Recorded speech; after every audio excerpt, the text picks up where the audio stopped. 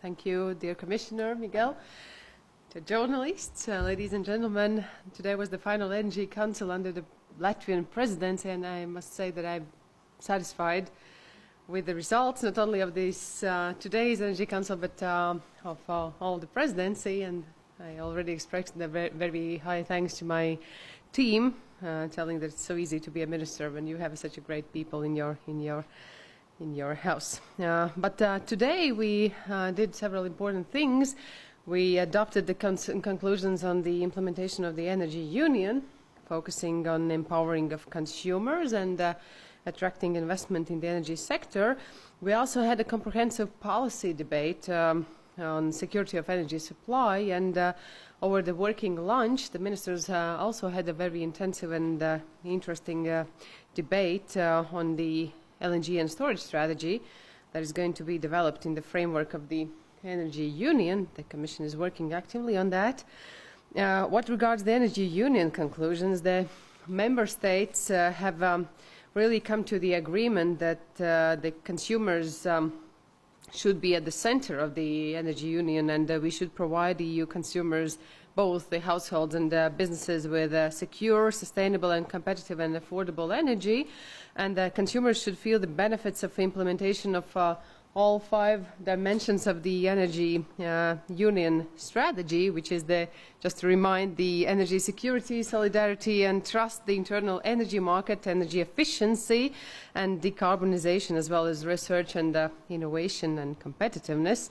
The other aspect that was emphasized and is emphasized in the Council conclusions is the said. Currently, when our energy system is developing and facing really the structural reforms and changes, there's a clear need for more investment, and resilience, sustainability and affordability of our future energy system depends really on the access to sufficient investment in energy infrastructure.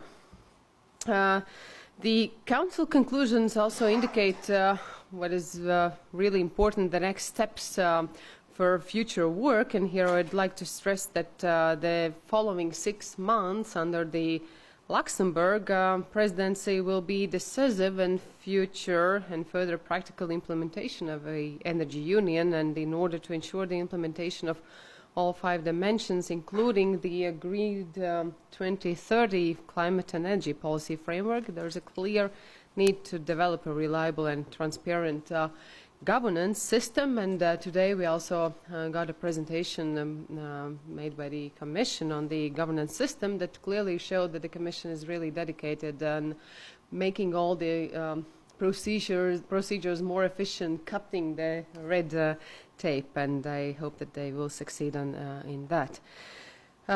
What regards the debate on the energy security strategy, the ministers expressed the views on the progress of the implementation of the European energy security strategy, and it is really so that this issue has been at the top of the energy agenda for the last year, and a lot of good things have already been done.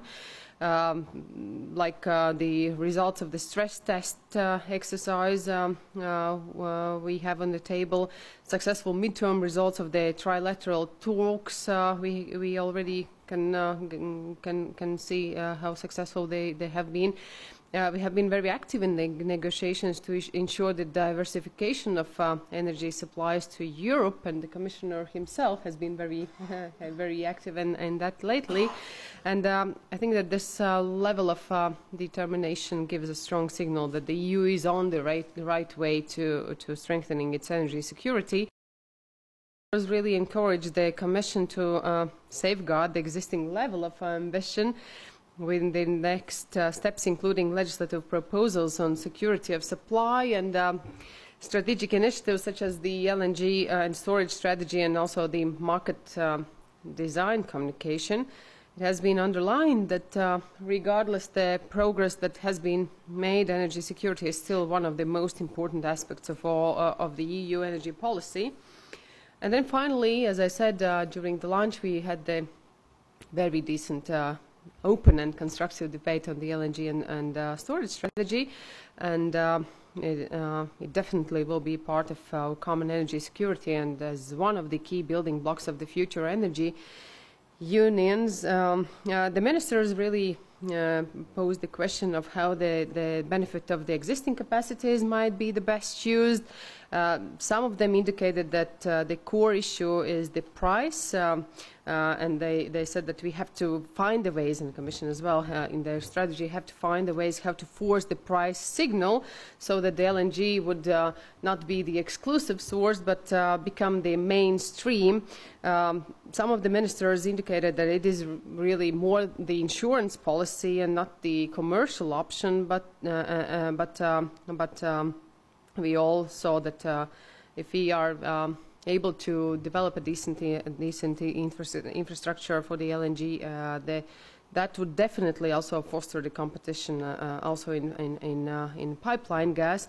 And there are already very good examples, like our neighbor country, Lithuanians, have succeeded at the point when they really took the brave decision to establish and develop their own LNG terminal.